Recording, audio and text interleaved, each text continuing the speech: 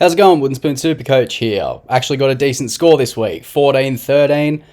I actually feel like that's not the best score this week. It was a very high scoring week. There's 1400s everywhere, a couple of 1500s.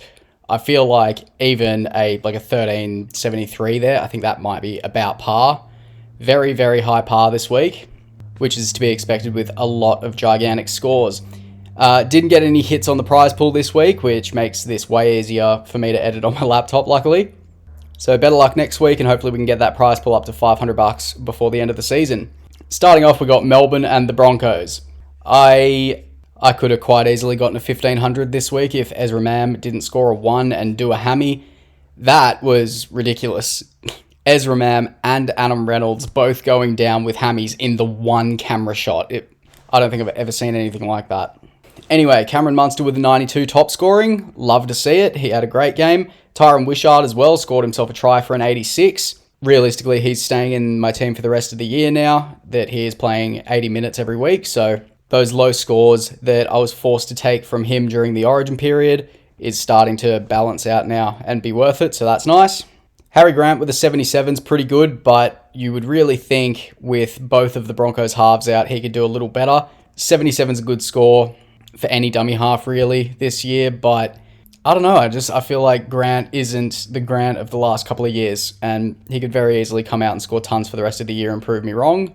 But yeah, whatever. Pappenhausen with a 76. I imagine he's not very owned anymore with his injury and people having low trades. Okay, still 22% of teams, so that's one we'll have to keep an eye on. I'm not too concerned about not having him. A few videos ago, I was talking about how he actually is a bit of a sell option before he went and got injured. Once he lost the goal kicking, he was just kind of scoring 60, give or take, every week, and that's just a little bit boring for fullback. Not much relevance left for Melbourne there. Payne Haas with an 83, nice. No surprises there. Carrigan with a 49. A lot of people trading Carrigan in, and I kind of get it. It's like a safe 50 to 60, maybe a little more each week, but at this time of year, that seems like a very luxury trade. With all the injuries and shit, I imagine a lot of people doing that trade were kind of forced into it. There isn't that many options anymore. But yeah, I didn't really see the appeal there. Shibasaki with a 41 is a little bit lackluster for anyone holding on to him. Reece Walsh with a 26. Fair enough, he lost both his halves, but that's just the risk you take with Walsh. Sure, he lost both his halves, but this is the risk you take with Walsh. He can go very low. He can score like 100 points in 5 minutes and then end up on 105. He just has zero base power, but he would be a fun own. So with Adam Reynolds and Ezra Mam both going down, I definitely would not be bringing in Walsh. And if you've already got him, I can't imagine you've got the trades to get him out and maybe go back to a Pappenhausen or whatever, but yeah, that's a tricky one. I'm glad I don't have him. Next up, Knights and Panthers. Cleary with an 104. That's nice. I'm more than happy taking the captaincy on that. In hindsight, Tedesco was a good option, but with his kind of lackluster scoring for the last few weeks, it just seemed like a little bit more risk than it was worth when you can just stick it on Cleary playing the fucking Knights. Toto with a 102 is very good, so we're starting to see that combination with Cleary and him heat up.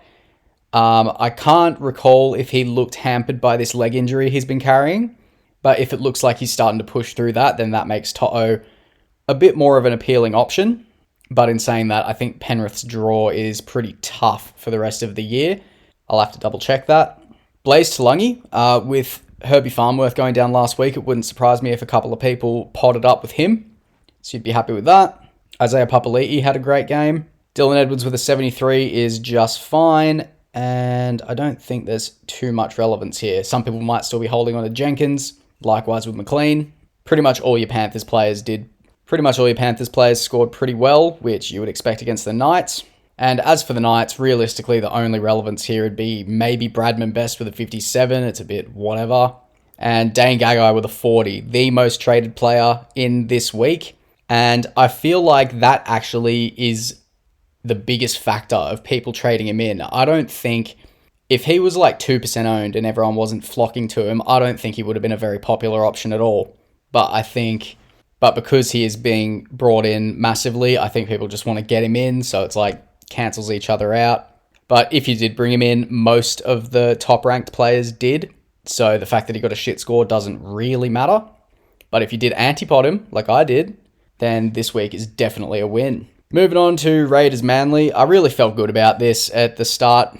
I felt good about this game in the first half, but realistically, we are not playing well. Canberra's first.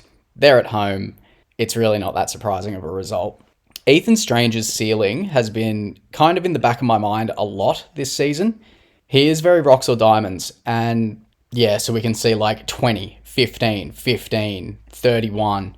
But then there's also 95, 81, 142, 72, 96, 89 at the start of the year. Potentially next year he could be an interesting guy to play on matchups. But the thing is, if Canberra are as good as they are, but the thing is with that is if Canberra are as good, definitely a potty little option going into next year. Not really an option anymore this year unless you get an injury in 5-8, but Raiders have the bye next week anyway. Few people jumped on Timoko. You'd be pretty happy with the 74 if you did that. Hutto with a 62, that's fine. Tarpany just continuing to be lackluster. There was no part of me that wanted to bring him in at any point this year. I just didn't see it. Didn't appeal to me. Jed Stewart with a 31. KO Weeks with a 20. Owen Paddy with a 5. Huge. As for Manly, Tolu Kola, top scoring. Been our best player this year by a mile, along with Ethan Bullimore. So the two top scorers for Manly. They definitely deserve that. Ruben Garrick with a 63, who I've antipoded.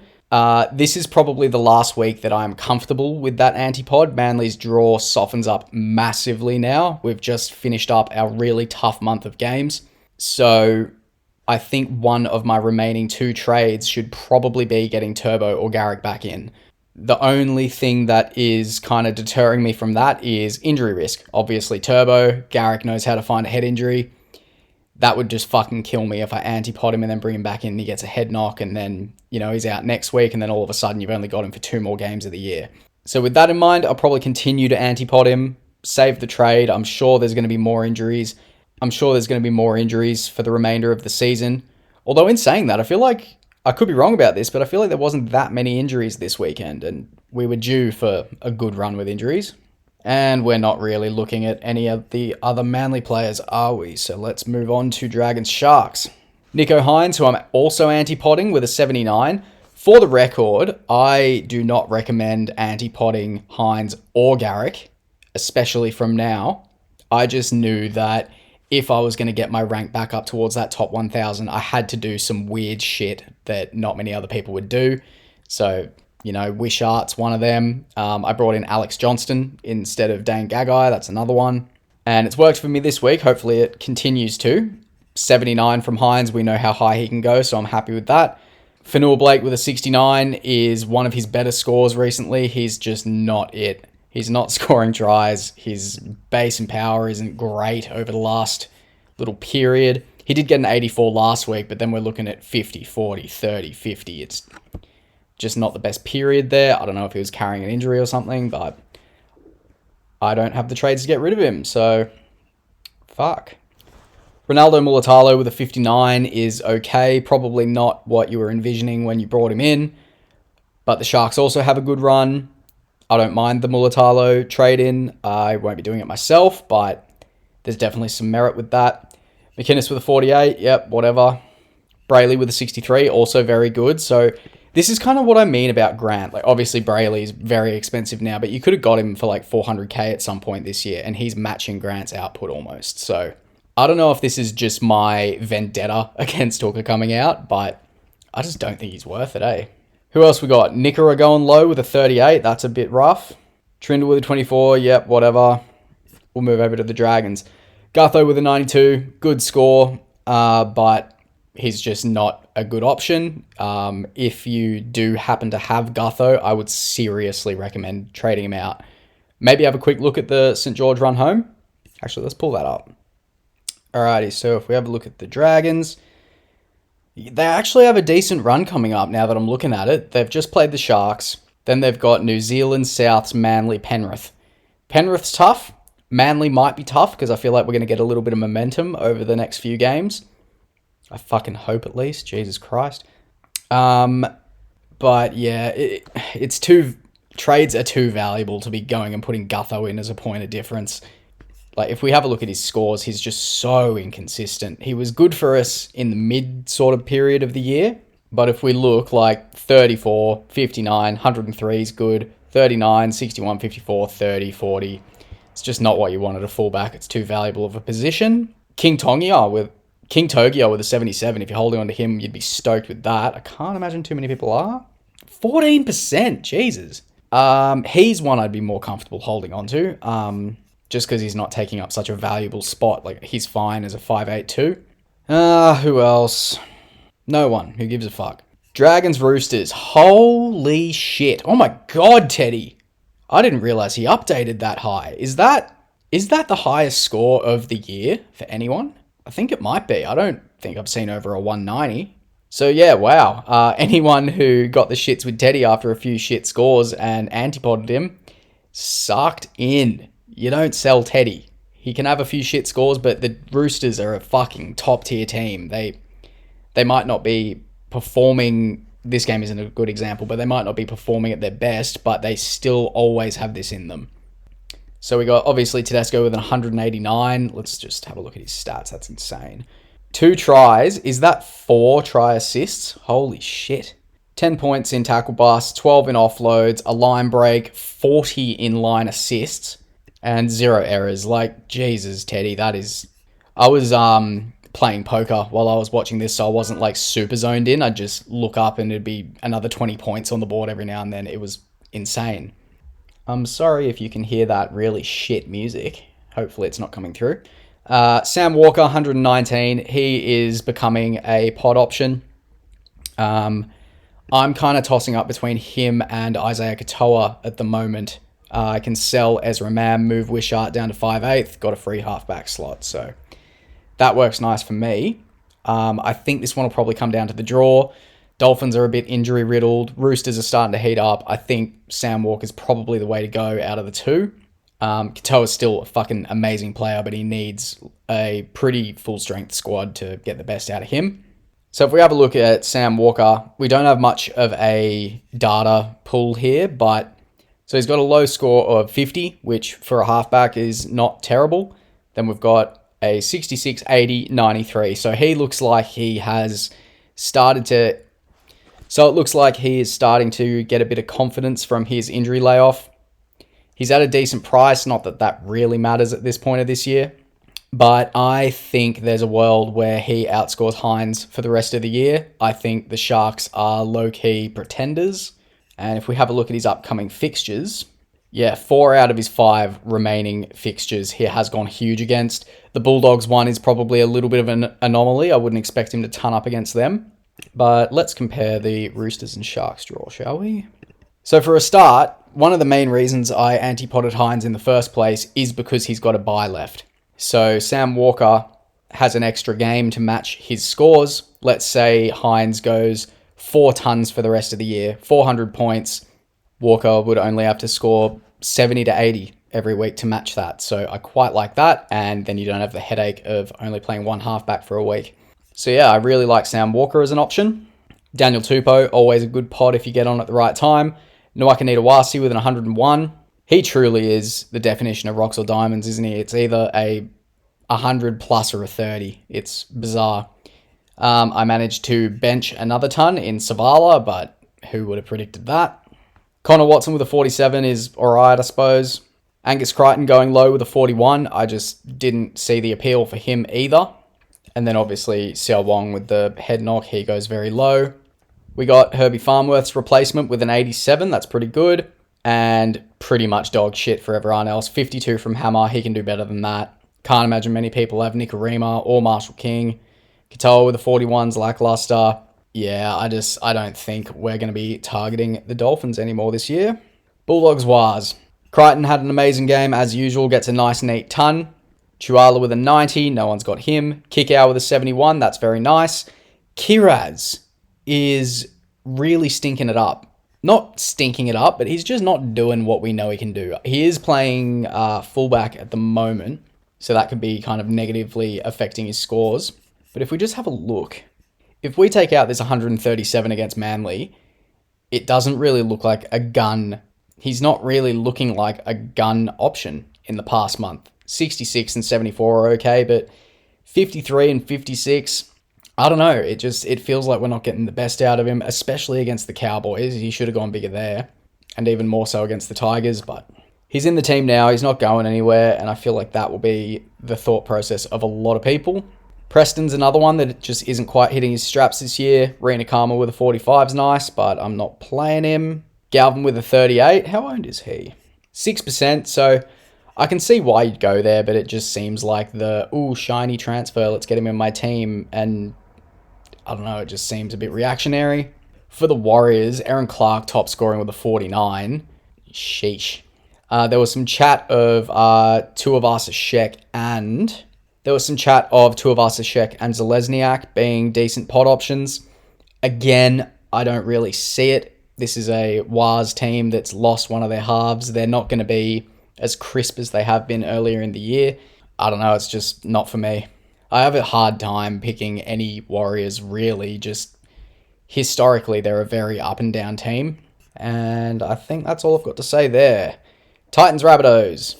Jaden Campbell with a 71. Should have been a ton if he knew how to put a ball on the fucking ground. If you didn't see it, he made a clean line break. No one touched him on the try line. Slows down and casually goes to run around behind the posts, and then Latrell Mitchell tackles him and he drops it when he was in the in-goal untouched for probably 5 seconds. It was embarrassing. So tough luck to any Campbell owners. A 71 is still decent though. Bo Fermor, a few people would be going with him. 68, that's beautiful. We love that. Brimson was another pod option at centre wing for Herbie Farmworth. 66 is just fine in a team that's only scored 18 points. And we don't care about anyone else. Latrell Mitchell with an 81. He's got decent performances in him, but this is like a spoon bowl. This is one of the easiest teams he's going to play. There's the injury risk. He doesn't get involved all the time. I don't love it. Alex Johnston, this is purely a vibes pick. Shout out to Whisperer, who sold me on Johnston as soon as he said, I just want him in my team when he breaks the record, purely for vibes.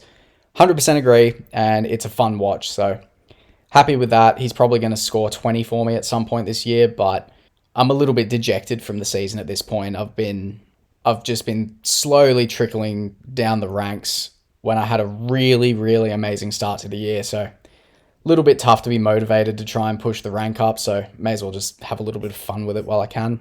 Realistically, we're not looking at any of the other Rabbitohs, so we'll move on from them. Then we got this absolute poo slinger. Holy shit. Then we got this absolute poo slinger of a game. Holy shit, Talon De Silva might get dropped after this. That 3 times in about 10 minutes, he just could not get the ball to the halves on the last tackle. That is your main job as a hooker in attack.